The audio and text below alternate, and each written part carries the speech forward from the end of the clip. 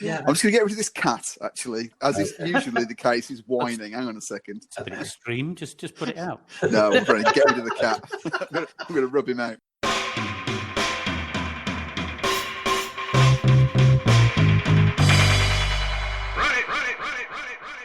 Hi, this is Steve, aka @AllAnthar on Twitter, and here are some more of my gaming vexes.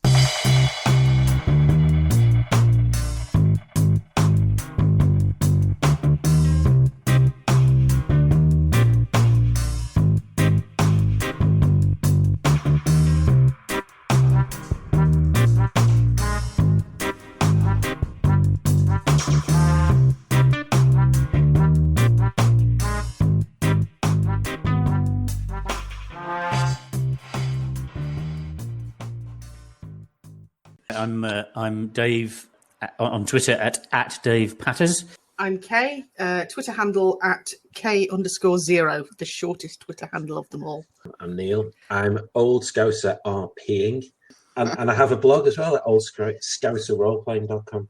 All right. Well, I'll make sure I put the link to that in the show notes because we're all professional and stuff. Yeah. Tonight we're going to be talking about playing remotely. I think originally we were talking about use of virtual tabletops and playing role-playing games when you're not in the same location as people. It's got a long and illustrious history. I'm thinking back to adverts I used to read back in the old White Dwarf in the olden days, so play by mail and play by email and that sort of stuff. But really what we've got now is obviously the opportunity to, and thank God, with the impact of COVID, we're actually able to carry on our gaming remotely. What was our first experience like of playing remotely? For me, it was when I was at university. It's probably about 1991, I think it was. And one of the lads I shared the house with at the time, it was my second year, and he knew of somebody who was running a play-by-mail RPG. And I know they were advertised, and you know, used to see them in Imagine and White Dwarf, and I don't know, it never really appealed to me. But this chap convinced me. He said that it's a friend of his, it's great, you know, it's really good. So I did this game, and it was from what I remember, it was science fiction. I think it might have been like Strontium Dog kind of thing, or maybe Star Wars. I don't know. And I think I did like 2 rounds, and then I didn't hear back from him. Got bored. So so maybe I just put too much down or whatever. I think all those games were a huge amount of work. And I think we'll come back onto this point later, won't we? So that actually, well, GMing is always work anyway, but I think there are even more rabbit holes to go down with virtual tabletops in terms of work you might want to put into it. What about you, Kay? Well, if we're talking old school without any kind of computers, it would have been a play-by-mail in must have been about 1998, maybe 97, something like that. And I can't for the life of me remember the game, because we only played it about 3 times because it just kind of fell apart, as it does, because you're having to do this kind of round robin thing. But it was one of those where it was all about carousing and being in the court and something. It was like a sort of social game thing. It was very strange. And like I say, 3 letters is what it lasted, I think, and then people generally just couldn't be bothered anymore. So that was a bit rubbish. But I tried the kind of virtual thing in about 2005 when I was working at Blitz Games, and we used to have a Tuesday night role-playing club. And then when I left the company and went to work in Manchester, I didn't want to leave the D&D group. So for about 3-4 months while we finished off the campaign, I was virtually present via someone's netbook. Remember those?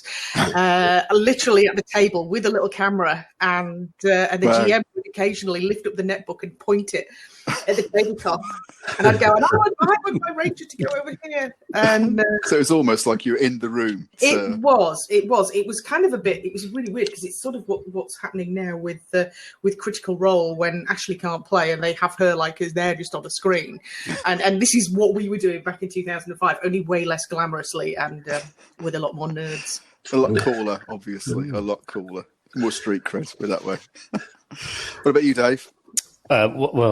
Without there being any sort of technology involved, I think I predate everybody by quite some way. It was a play-by-mail, same as Kay, and I think it lasted 1 turn when I found out that the colony I had on Mars had been obliterated by somebody. Not knowing the rules was probably a bad start for me. But my first virtual tabletop was run by Neil. Wow. So what would that have been, about 2.5 years ago, something like that, Was it Barbarians of Lemuria was the first one we did? Yeah, it's probably about 2 years ago, yeah. Yeah. So that was the first time, and I was one of those sort of horrific sort of dinosaurs. Oh, never catch on. And now, 6 nights a week later. Yeah. I never played play by mail, probably because I was just too tight to pay for the stamps. It was probably more of an issue than anything else. 13 pence. Half a groat, as it was back then. But my experience of, like you, Dave, was virtual tabletop. And I remember listening to the Grognard Files actually talking about, playing online. And at the time, I'd sort of just come out the deep freeze and I was just thinking about getting back into it. And so my first experience was playing a game of RuneQuest, because I knew I was going to want to run RuneQuest. Mm-hmm. And so I got, someone else, I sort of put the advert out on Roll20 and got in someone else's game just to get a sense of what it was like. I think it was actually, as a newcomer, it's pretty intimidating, don't you think? It's trying to get into that whole thing. Because the whole world is now used to working virtually and, talking on video cameras all the time. But I think certainly for me at the time, when I started playing, we didn't use video camera at all. It was always audio. It was almost like a video camera was too much.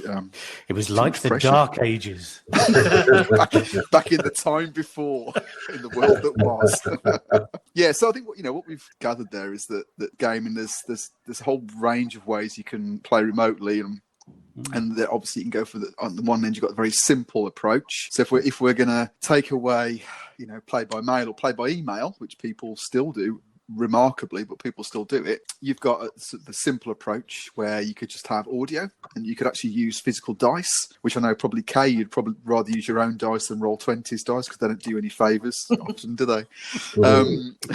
So you can just use audio and you can use your own dice and paper character sheets all the way through to, which we'll get on to discuss, all singing, all dancing, virtual tabletops that eventually do everything for you. Where on that continuum are you most comfortable, both as a player and as a GM? As a player, I'm happy anywhere on that continuum. I've played with there's a GM, Dominic, who's was running a Lamentations game, and I played in a few of his games, and he only ever uses Hangouts, and it's really stripped back. We all roll our own dice. It's that honor system. It works really well, and I think with a good GM, it's absolutely fine as an experience. As a GM myself, and this is the same when I'm running a face-to-face game as well, I do like to have a certain degree of prep in place. I don't know whether that's a confidence thing or whatever, but I feel much more comfortable once I've got maps and tokens and enough stuff there to kind of support me. There is a level that I think you can go to, depending on which VTT you use, both in terms of prep and so on, or if you're really techie, you can get into like coding and all kinds of crazy stuff. That's well outside my confidence level there. I mean, I can do some of that, but I don't really want to, it doesn't really hold any interest to me. For me, it's about ease of use and the friction you have using that VTT. How easy is it to do things that are useful? Adding maps, adding tokens, organising the game, character sheets. Character sheets is a big one, I think, if you want that all-in VTT experience. It just occurred to me then, because I was thinking about, because when you're playing face-to-face with people, and obviously you can do the theatre of the mind and you can interact a lot, it's a much more rounded experience, arguably. Do you think there are certain things that you have to have on a VTT or in a remote gaming experience to make it immersive, or can it be just as good and more stripped back approach? Yeah, I think so. I mean, my first VTT game was with a long-time role-playing mate, actually still game with him now, and he ran Trail of Cthulhu. I mean, this is probably early 2016, I'm guessing, and I didn't know what Roll20 was, and it was a pretty basic setup. He used the Trail of Cthulhu character sheet built in, and there weren't any maps, nothing like that. In fact, from what I remember, it was just he was the GM and I was the only player. And I think that was probably the first RPG I actually played since coming back to it. I dabbled with a lot of board games, and I was just like, that rush of adrenaline. Yeah, I mean, it back again. And it was dead simple, but it was just brilliant. And he was in San Diego, which and it was like we were in the same room like we used to be. 20 years ago. Yeah, so I don't think you need to have all of those things. I think it's how comfortable you are as a GM and how much time you have as well to set all that stuff up. I think there is another level that I've not really used, but there's all this content that you can buy where everything's done for you. I believe it. Yeah. We'll touch on that because I think that's got it's got its own pros and cons to it, actually. As a player, I think I'm happy with absolutely anything, mostly because I've got a very visual imagination. So theatre of the mind has always been of high appeal for me. But that's also the reason why I quite like to go crazy on things like, Roll20 and go. And, we'll talk about GM workload and stuff in a bit. But, I'm quite happy anywhere on that, really. It was really interesting because I've done so much on real fancy all singing, all dancing VTT stuff recently, and then I went back into Discord and I had an online game of the King in Yellow, just using Discord and its online dice roller, and straight back to the theatre of the mind, minimal handouts and images, and it was a real bump at first because I had such high expectations, but after about 5 seconds it didn't really matter. You went, oh, never mind, it's all there, and the brain started going, and once you're into it didn't matter anyway.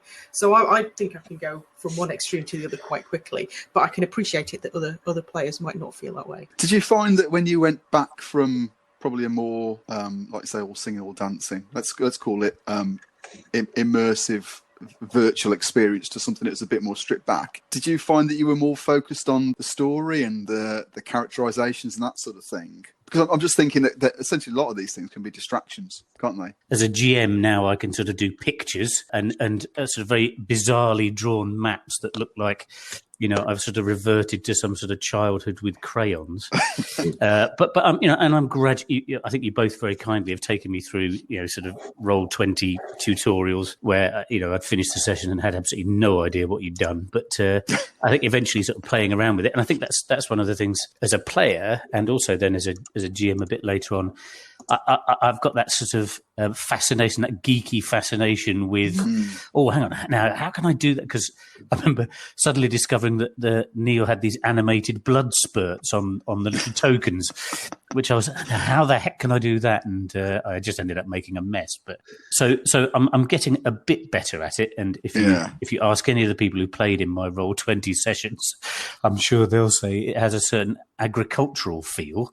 But as a player, that sounds terrifying. It's awful. As a player, I love that sort of, you could see everybody on one screen in one place. And, I think you do that kind of does replace quite easily that round the table thing. But I think it works if you've got a really, really good group of people. So we've done a couple of sort of virtual grog meet things. And when and it's like this, we're all sort of mates together online, and you build. It doesn't really matter. I think if you were trying to find a new group of people who were sort of different, I think that might be a little bit tougher, and I'd probably feel a bit more pressure. But as a GM, certainly. But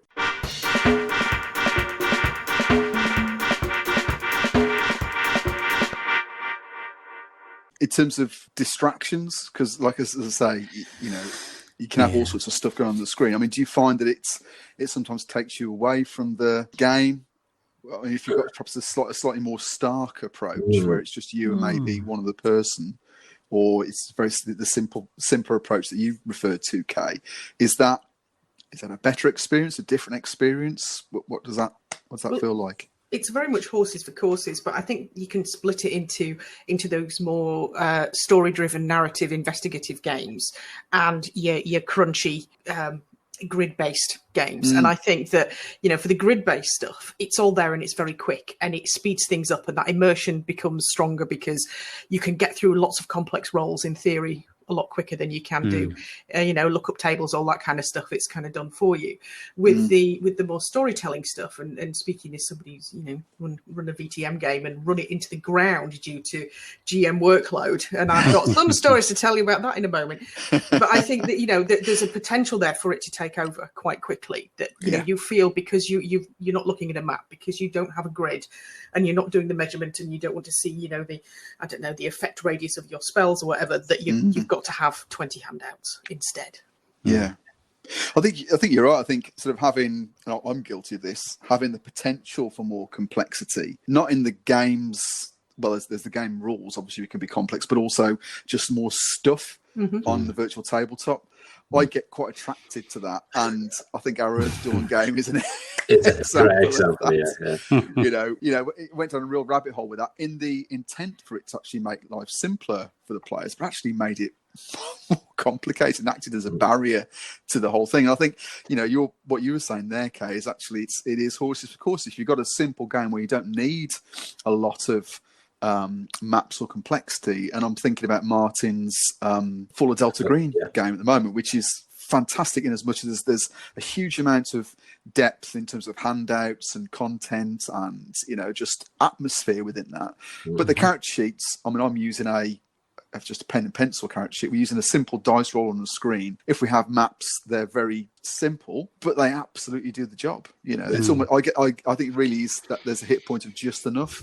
I think that's the trick, isn't it? Find that just enough point, really. Yeah, I think that works really well but I think it works because the character sheet and the system itself is relatively simple. I know there are a couple of bits that are crunchier, but I think at its core that roll a d6 mechanic makes it really easy, and you could have that character sheet just scrolled on a piece of paper in front of you. That's exactly what I've got.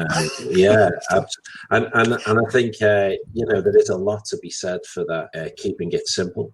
And I've done all kinds of things in the past. For there was a period I went through where I would do Google Sheet character sheets, and I would spend hours adjusting all the cells and merging cells and stuff like that, and getting everything just right. And in my mind, it was like dual purpose. So it would work as an online character sheet, but it would also print onto a side of A4 paper as well. And I spent hours, and some of them I did like formulas, and I had lookups in other worksheets and stuff like that. It was just mental.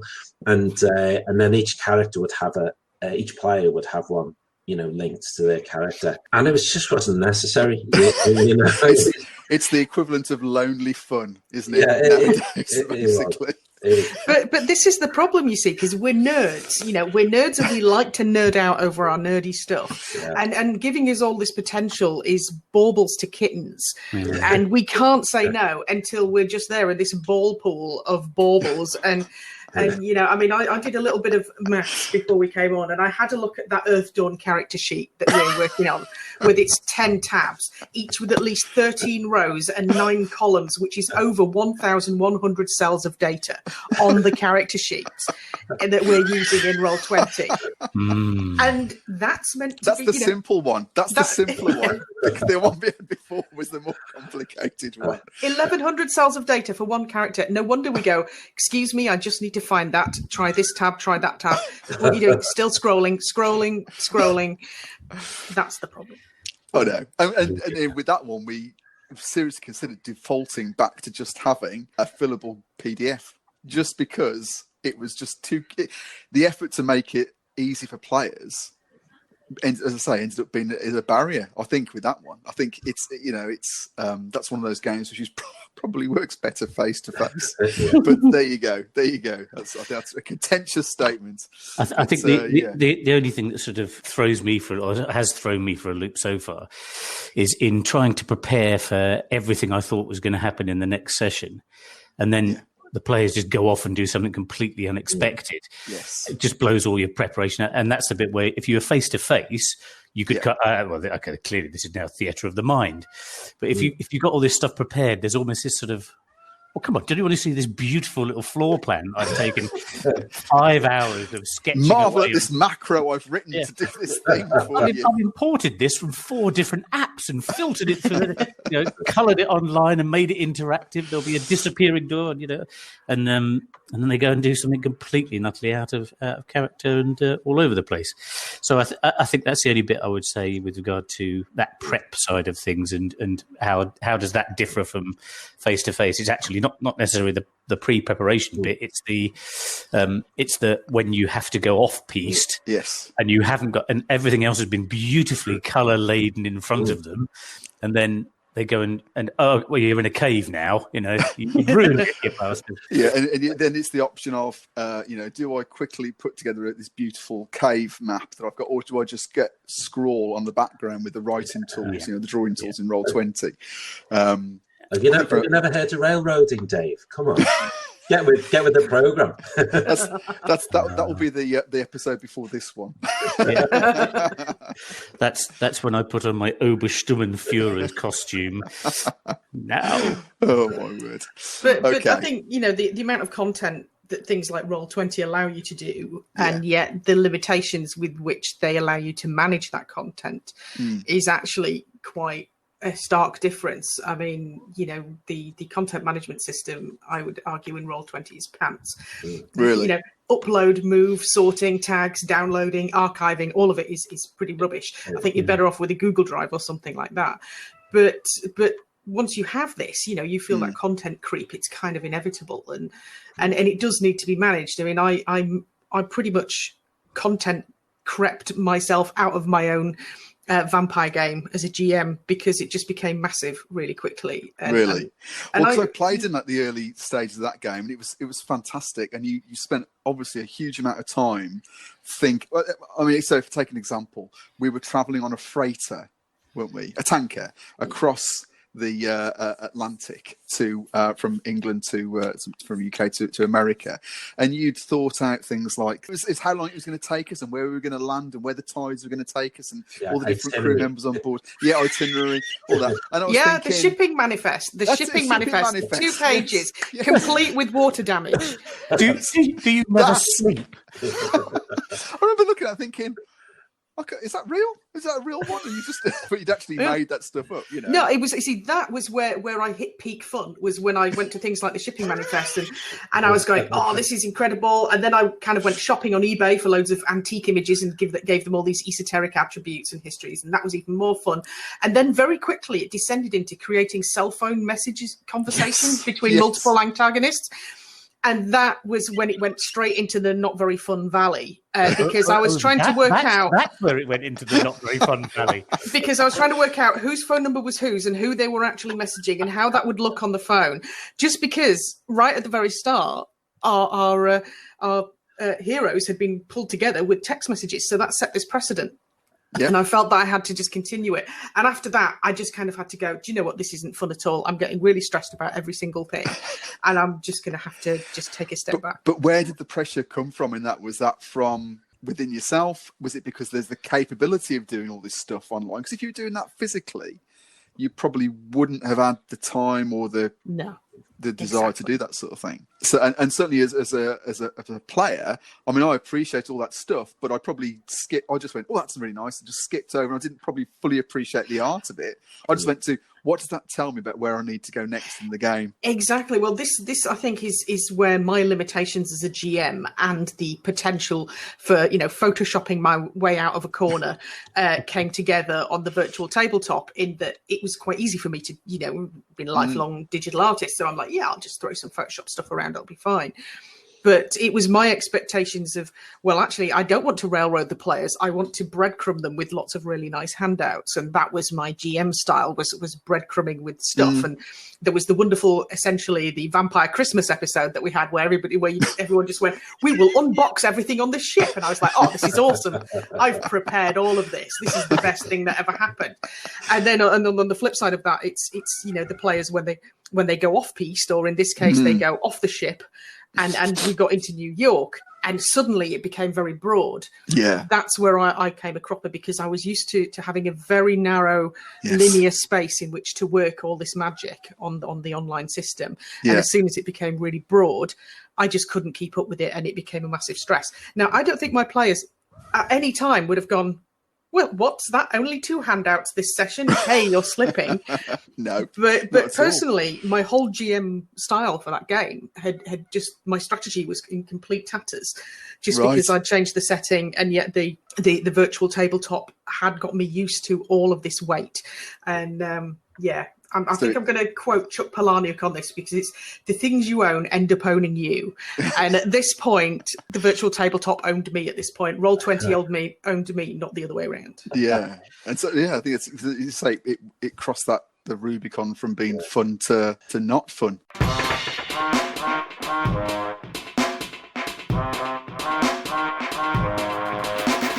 So I can see exactly how Kay got lost in all this prep, but for me, it's not around so much handouts. It's maps and tokens, and I can spend hours and hours either searching for maps or, I tend not to use software to build them so much because I think people out there who've done them far better than I have, or if they come with if I've got something published, and then I'll spend time like editing out the secret doors, and then I'll and then I'll find a bit further up the wall that I think would be a match, and I copy that out, and then I'll drag it down, but it has to line up perfectly. I'm just having flashbacks. To the halls of Tis and Fame. I did that. I did exactly. I spent hours, and we haven't even played it.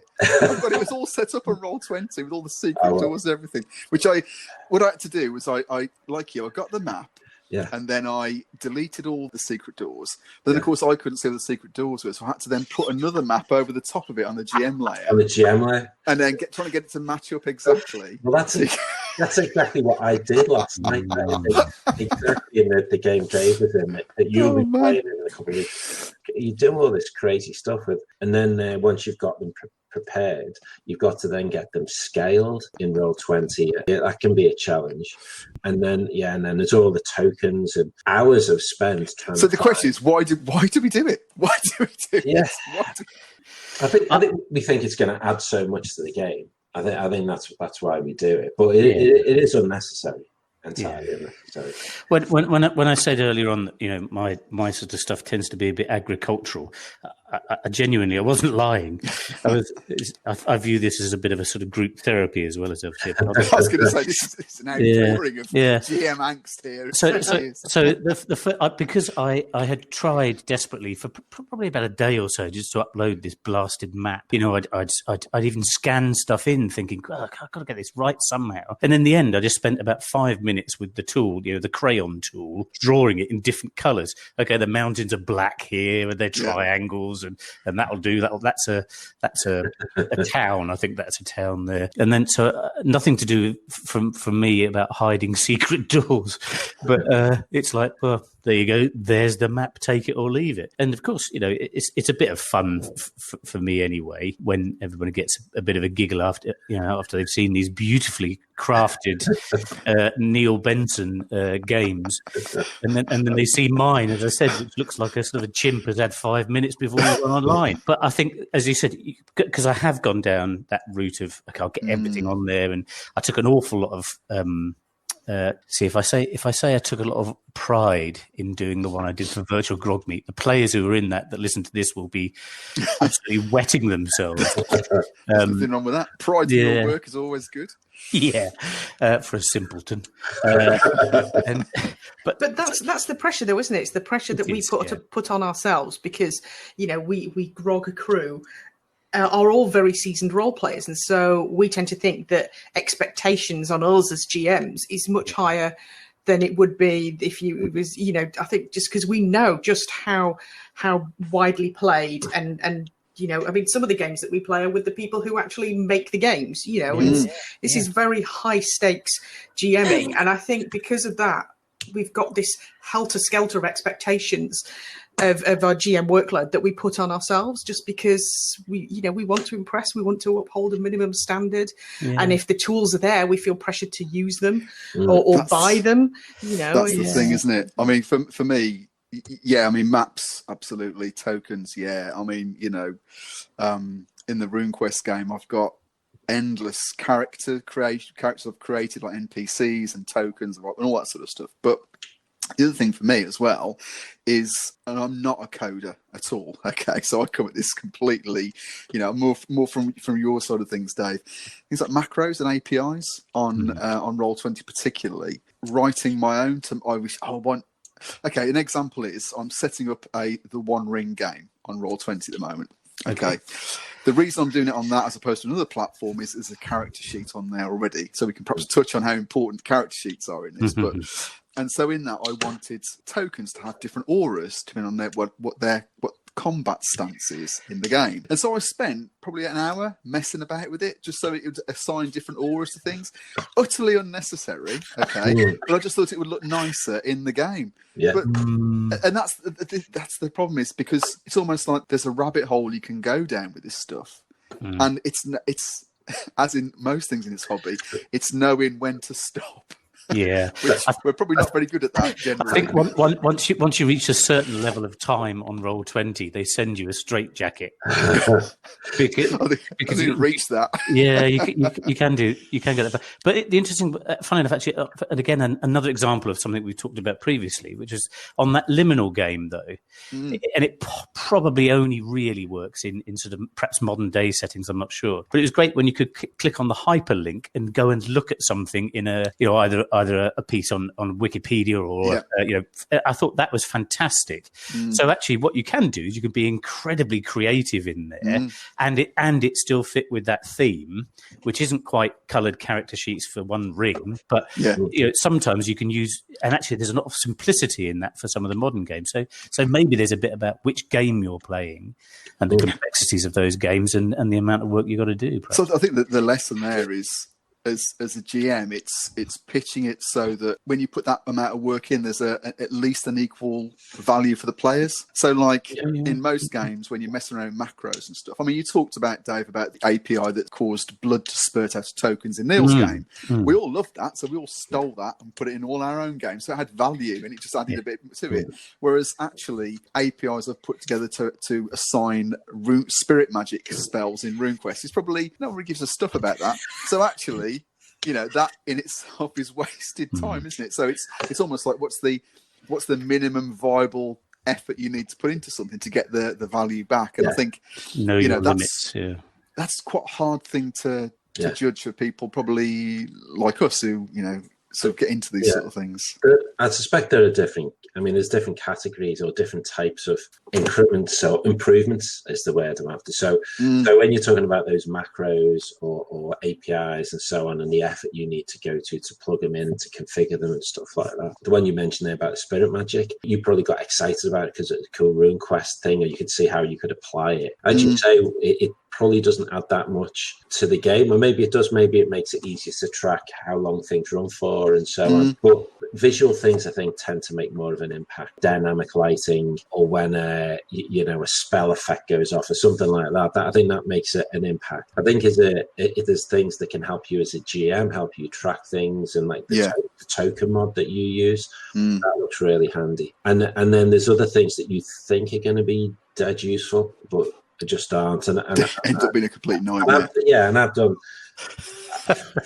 so many of them that you just say, I give you banjo music in Down Darker Trails, and just as you're coming to sort of the denouement, and this sort of serpent person leaps out of the cavern, you suddenly get ding ding ding ding ding ding ding, and everything floods out of the room. Brilliant. Avoid banjo music. Yeah, I think that's another thing. Sort of talking about music in games. I always think to myself, actually, music's going to be great, and then I put it in the game, and it irritates me after about 30 seconds. I have to turn it off. Music not so much. I think ambient stuff, like in the background, like cave noises or the wind or rain, whatever. That's great. And that works really well. But the music generally, I think, unless it's the theme to Hawk the Slayer, in which case that's acceptable in every game setting, as far as I'm concerned. So. But even the music that's meant to be there. I mean, I started off with my vampire game, and I'd managed to rip every single track from the Vampire Bloodlines video game soundtrack, and it was all it was thematically absolutely perfect. This is what happens when you watch YouTube, and you went, oh, this is going to be great. And then I actually had it in there, and like you say, it just got in the way. And because I'm a little bit hard of hearing, I was like, well, I'm going to have to turn it off for me. So what's the point? As everybody's ears bleeding. Yeah. But even the really ambient tracks that were just just really quiet and then the kind of stuff that can go on a loop and you wouldn't even notice, that just got in the way. So I think atmospherics, yes, but music, no. Yeah. And I think we sort of touched on cost before. I mean, realistically, most of us are playing our virtual or our remote games using a virtual tabletop platform. So what have we got at the moment? So we've obviously got Roll20. That's the big dog, really, as far as that goes. There's also Astral out there, which is the one that's advertised on Drive Through RPG. Mm-hmm. There's Foundry, All Hell Foundry, and what else have we got? Fantasy Grounds, and what else is out there? Unity, as well? Is it? Well, the Fantasy Grounds Unity is the new version of Fantasy Grounds, still in beta. There are others. There's one called Map Tools, I think it is, which is like an open source version of Fantasy Grounds. And I know there's a couple of other, at least, online. Yeah, I've seen one. Okay, so I've been on Roll20 for probably 2.5 years now, maybe a bit longer than that. And so that's, whatever it is, $10 a month or something. Well, it's actually £10 a month now. But we talked about sort of buying online content. Yeah. And I've done that. So I've bought maps, I've bought this, that, and the other. I mean, I've purchased entire D&D 5e campaigns from there as well. You can buy all sorts of stuff, even obviously buying the rule books online as well. Like Call of Cthulhu, you can get for 7th edition is $54, I think, thereabouts on Roll20. So you can pour a lot of not just time, but also money down this route as well. I think that's really interesting, and it's something I've not touched. That I bought a few bits, but no big systems or modules, and that tends to be around for games that I'm generally not running. But for me, the reason I started to look at Fantasy Grounds was about cost, and Roll20 isn't particularly expensive. I don't know. I do get attracted to the new shiny, particularly with like tech and stuff like that. So, and I thought Fantasy Grounds. Now that sounds like right up my street. It's and there was the Unity thing was being kickstarted, so I jumped in on that, and I think it cost me about £100. And I thought, well, that's like 12 months Fantasy Grounds, and once you've got it forever. Then you don't need to no ongoing costs and so on. But and I know one of the other things about Fantasy Grounds, a lot of their content, the exact same content is cheaper than Roll20. A lot of the D&D 5th edition stuff is half the price. And so if you were seriously into that, and what Fantasy Grounds does that I've not seen any other VTT do. I don't know about 5th edition in Roll20, but Fantasy Grounds is built on automation. It's really in depth, and it just handles so much. The level of integration is amazing. And I've got the DCC module for it, and it is very good. The problem I've got with Fantasy Grounds is a lot of the interface coming from Roll20. I battled with it, and I kind of feel like I've mastered it, but there's simple things that are like so useful in Roll20 just can't do in Fantasy Grounds, and it frustrates the hell out of me, to be honest.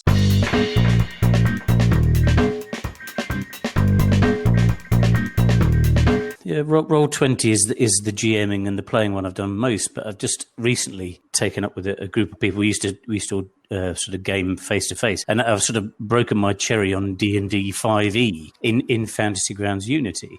Okay. And I have to say, I was absolutely I was amazed by it. But I think the GM has actually bought. It's the Mines of Fandelver we're playing. Yeah, the starter box. Yeah, so I'm like a kiddie in a sweet shop, and I've got all of a sudden I've got all these things I can do with it. And we did the characters in D&D Beyond. That then transfers over to FGU, which I thought was just fantastic. Yeah. And then when they said, well, you drop your dice on the thing that you're trying to hit, it was like, wow, this is another toy to play with. That's pretty cool.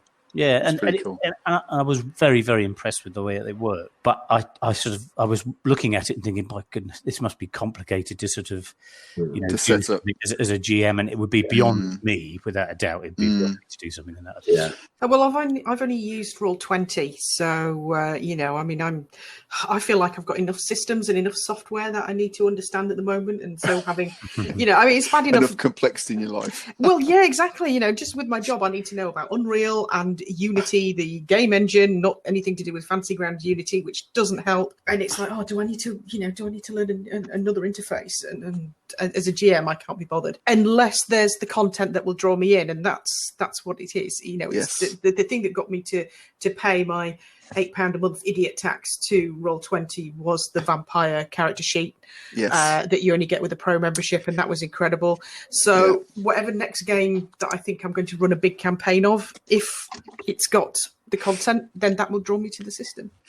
Insanely. I'm across 3 different virtual tabletops.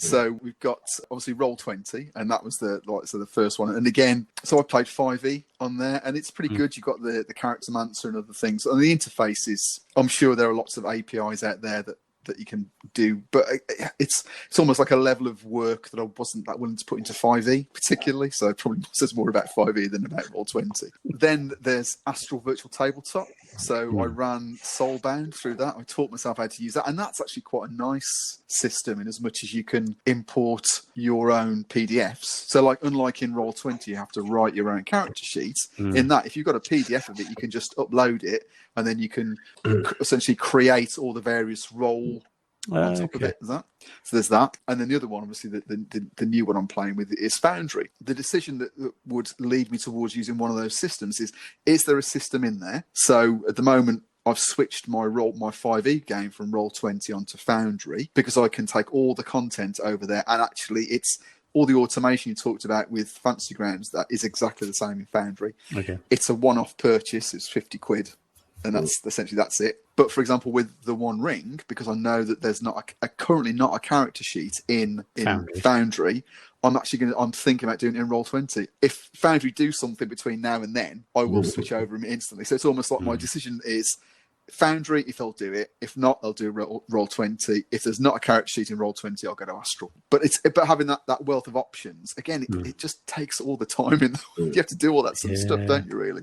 I mean, what was really obvious for me was going from Roll20, which has been that total experience, and then over to something which was modern, like Foundry, was just night and day. I remember looking at this thing going, it just looks neat, and the dice roll nicely, and it works. And the rate at which content is coming out for that, the modules, what are essentially the APIs in Roll20, are fantastic in that, and I think it works really, really well.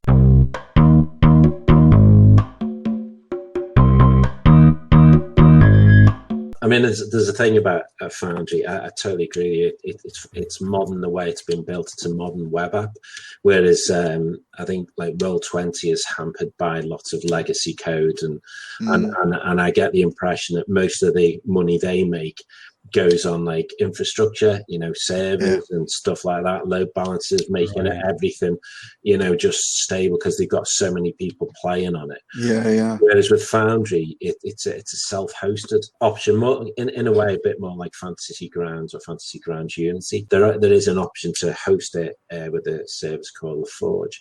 But the thing I totally agree with you, Stephen.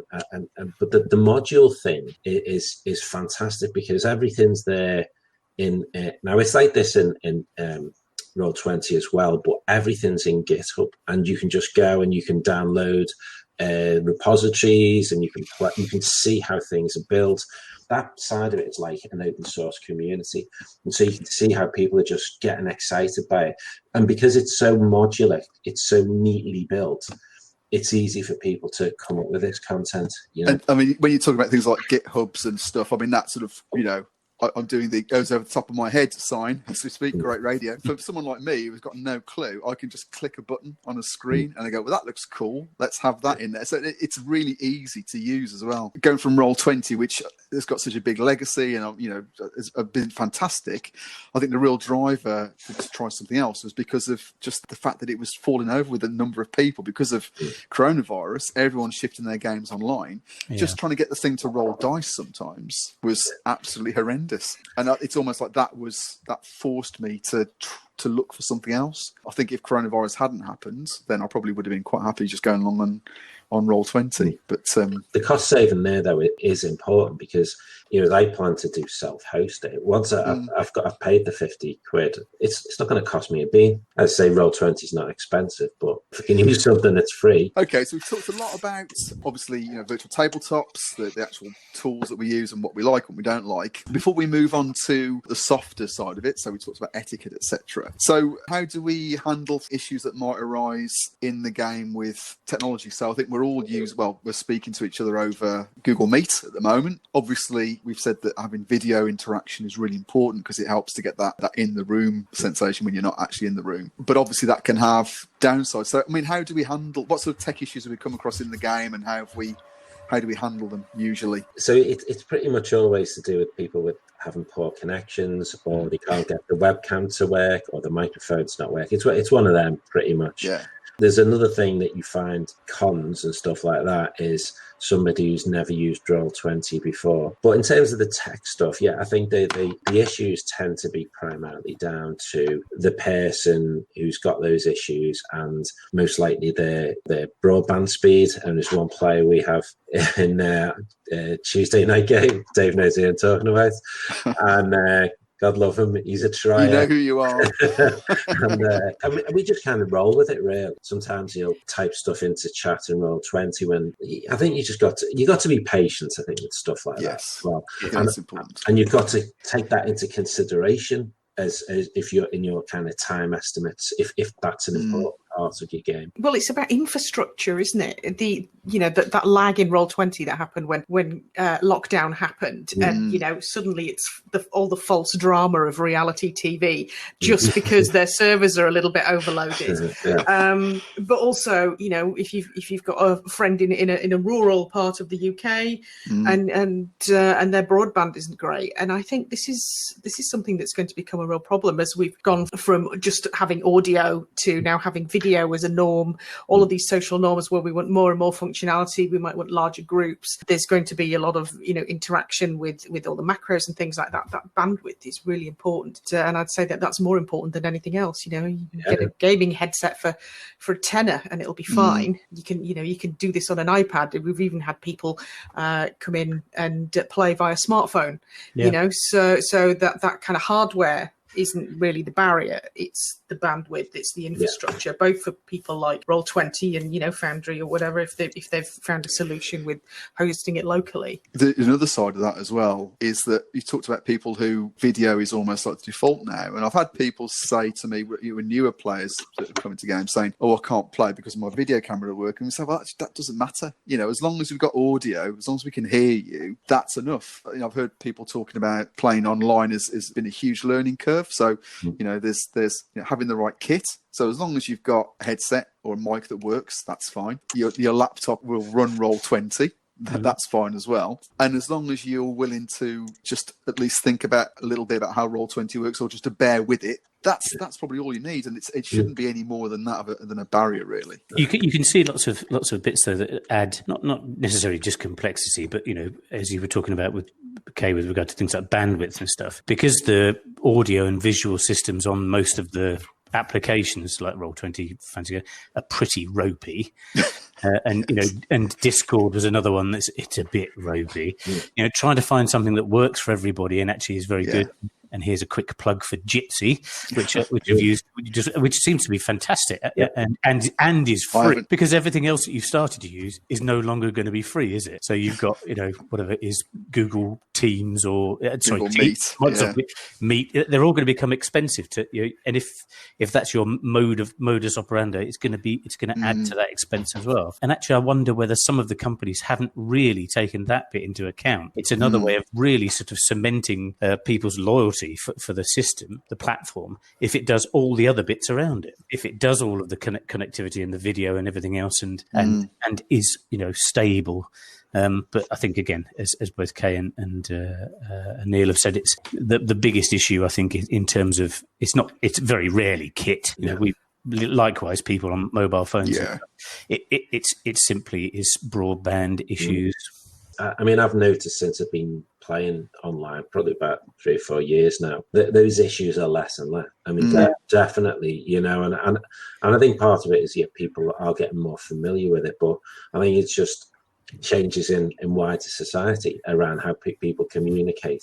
And as you said, you know, the COVID changes the way, you know, you're far more used to seeing people. I'm surprised when people talk to me in the flesh now, you know. I'm like, you know, just surprised. Just stand in that window. I'm disoriented, you know. What was it, Kay? You said it's distressingly peoply out there now. Just put your World War I gas mask on, and you'll feel cosseted. Yeah. But it is a bit weird, though. That sort of things actually is. This has been a real outlet, I think, for that, because when it's sort of, there's no longer going to be any sort of face-to-face gaming because of lockdown. Yeah. I was like, not panicking, because I'm not quite that sad, but come on. You're amongst friends. No, but it was like, oh my God, you know, how's this going to work? You know, am I going to be able to have 2 or 3 sessions? And then, yeah. Of course you are. Yeah, but it does open those doors. You know, there's no way I would have been able to take part in BurritoCon if it hadn't gone online. And just because, you know, it's a long way from here to Manchester, and I've, you know, got a lot on, like we all do, and that's opened up a lot more doors. So well, you know, and again, the other thing, which we possibly haven't sort of looked at, and I'm not sure whether we were going to, but I think again, Neil, you touched on it earlier on. I've gamed with people in Japan. Yeah, and in San Francisco, and slightly closer to home, Holland, and all of it has been online, and all of it's been absolutely brilliant.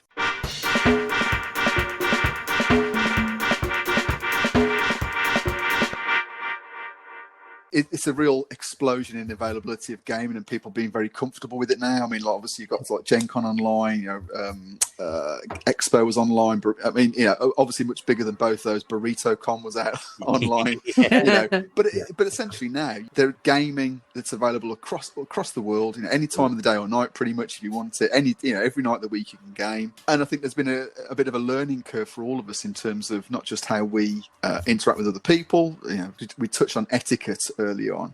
So if we were going to think about a couple of points each in terms of things that, you know, you really, when you're as a player, as a GM, what's important? What are the behaviours you try and model or to enact when you're gaming with the people? I would say mic off when you're not talking. You know, mute is your friend, because we all have cats, dogs, children, local traffic, you know, that kind of stuff. And it very quickly, especially if you've got a big group, can get very, very noisy. So, yes, mute is your friend. I think for me, just as more generally, it's the size of the group as well online. I think when you're gaming at a con, you could probably cope with up to 8 people, maybe, or maybe even more, you know, reasonably okay. I think online I really struggle. If you get to, I think 6 is the absolute maximum. I mean, I'm much more comfortable with 4 or 5, just because, you know, people couldn't get the chance to interact.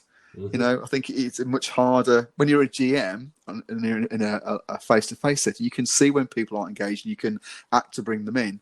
Whereas, you know, especially if you haven't got the camera on, you can't see if somebody's disengaged or not happy or whatever it might be. And so I think having that smaller group makes for a better experience generally. So I'd agree with Kay on the muting. When I first started playing, there was a chap I played with.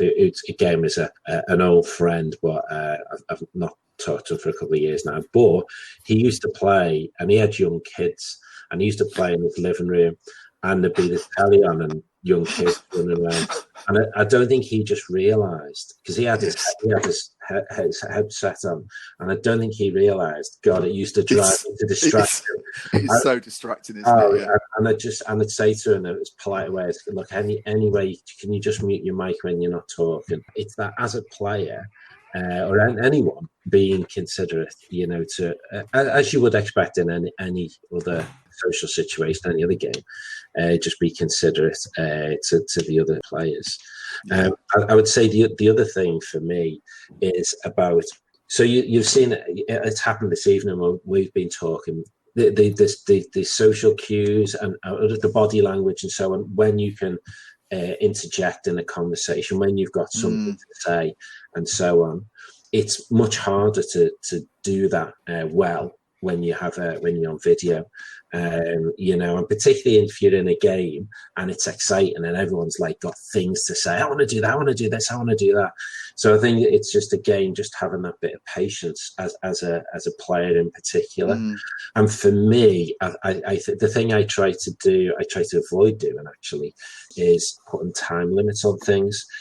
So I know in con games you can't really avoid that, but in if you've got regular sessions and you've got no time restriction, I think just let that time flow. I'm not saying there are moments when you can't speed things up, but I think if the players are discussing something or they're enjoying something, just let that ride, because you don't generally have that time pressure, and if it means you finish the session halfway through a combat or halfway through a round of combat, I've done that, and it can be just as exciting because the players, when they don't know, see what happens next. Absolutely. Oh, I suspect they know what happens next, Neil. It's usually a death. All the characters die. You're still sore, aren't you, Dave? I'm sorry. But I think on that point though, Neil, I think that's where again, as GM, almost be a little bit more overt and saying, that's great. What it will come over to you now and do that. And I think you probably, again, you do that in a face-to-face game, but I think you probably have to be a little bit more directive, perhaps in a virtual game. I find doing a con game online really hard. Face-to-face, not a problem, but trying to get that 3 hours in a virtual session, I just from start to finish is incredibly difficult. It's a real art to it. So. I think you're right. In a con game, you are, because you're at the end of a camera. Yeah, you're also that other one bit removed, whereas you might be just over the other side of a screen. You're one of several voices instead of this is the focus of attention is on the GM. I think in terms of that, everybody's been absolutely on the money. Cats, dogs, kids, eating. Don't eat when you're at the table, you buggers. Or at least mute your mic. Yes, you can eat as long as you turn off your video and you mute your mic. Because particularly given the proximity of laptop cameras with that slightly sort of jowl view of seeing food going into your gaping maw does not look good. It really doesn't. When you have to say, look, can you close your mouth and your mic when you're eating? It all gets a bit horribly wrong. I think a bit of the etiquette and the discipline needs to be. It does need to be a bit about let's fingers on lips, everybody. The GM is now talking, which sounds but it does end up having to gain control of the situation can be difficult. And you do need to be disciplined. That you sort of say, okay, right, we've done the comedy bit. Now we're into the game. Everybody gets a turn is a big thing, isn't it? Yeah. For me, the biggest gift is the one thing that you wouldn't necessarily do in role playing games: split the party. But please split the party so we can do 10 minutes with you lot and 10 minutes with you lot. That's a bit easier to manage, which is quite rare, but good fun when it does that. The only other thing I haven't really sort of thought about, because I've not done it yet, and I'm quite intrigued because I'm missing rolling dice, is what the etiquette is around that honour system. Because if somebody could just be rolling it. Oh yes, I've passed. Yeah, but people could do that anyway.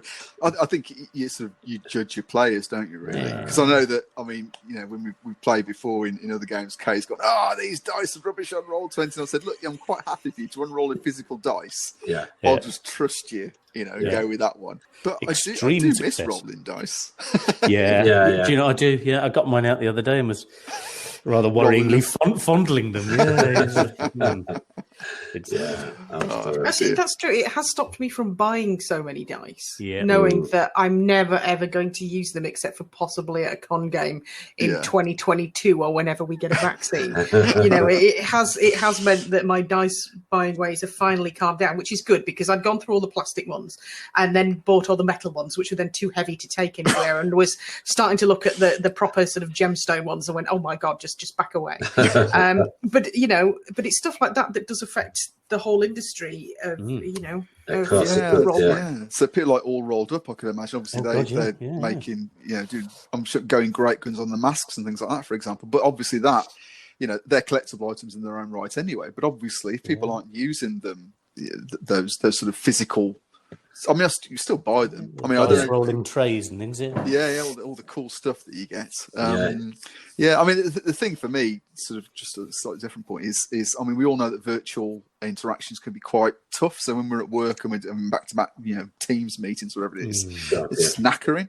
Yeah. So actually, and especially if you're a GM and you're focused, or as a player, if you're very, in a smaller group, it's quite taking a breaks. I mean, I'm pretty terrible at that. I usually have one break in a 3-hour session, but I think in reality, probably having sort of two breaks probably is better. Yeah, just because it takes the pressure off the whole thing. Then I think you're right. I mean, probably after an hour, it's time to maybe have a quick break. Yeah, but I think that when everybody seems to be enjoying it and in a flow, and you're always looking for a natural point to break.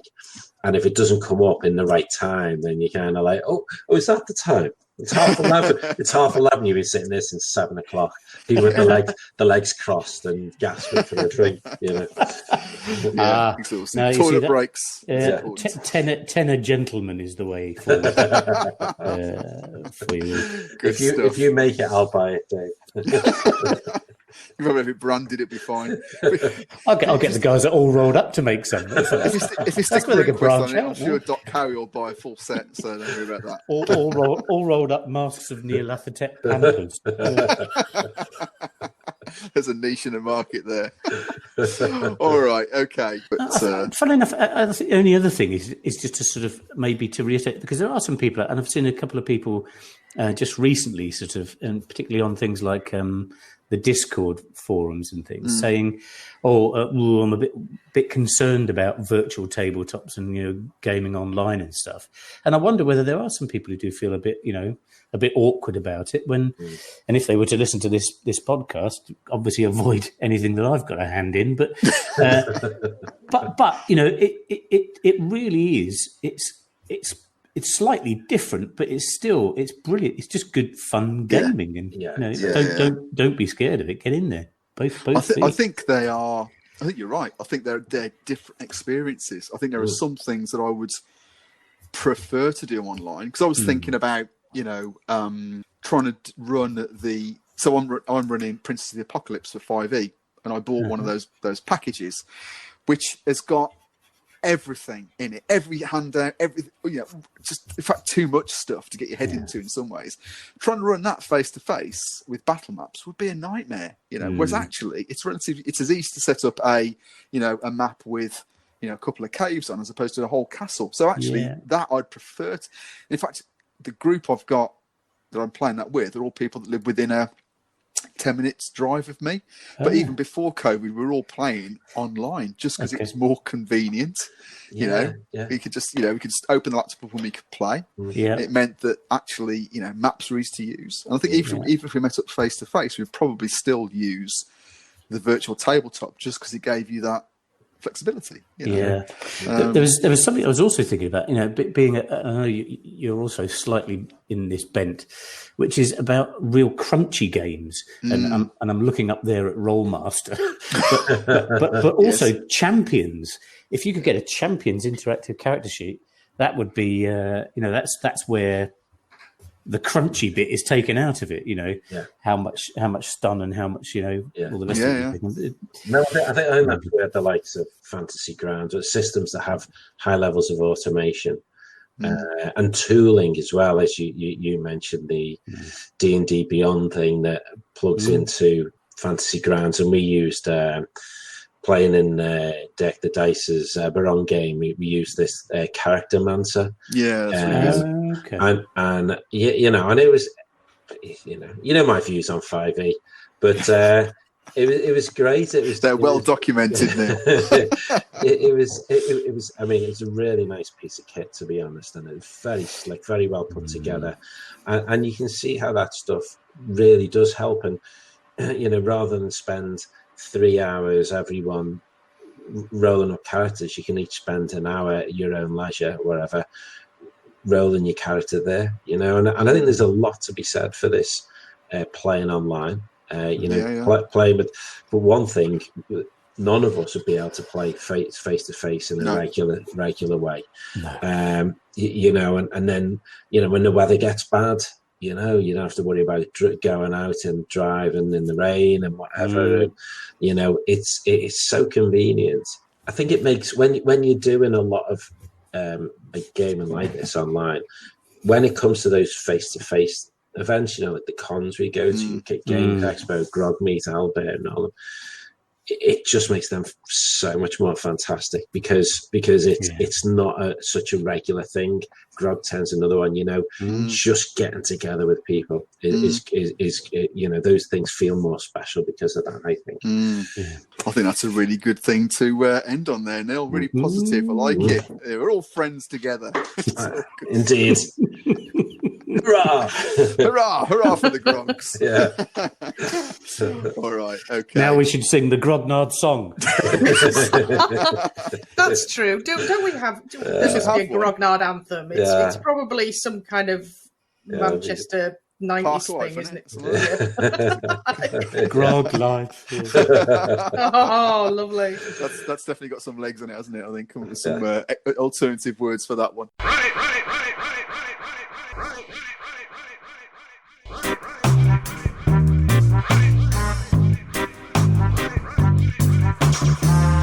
Thanks for listening to another exploration of my gaming vexes. If you've got any thoughts you'd like to add to what you've heard here, or a gaming vex of your own you'd like to offer up for discussion, you can contact me on Twitter @AllAnthar, or you can leave a voice message. The link's on the podcast webpage on Anchor, or can be found in the show notes. Until the next time, may all your games be free of vexatiousness, and be excellent to each other, always.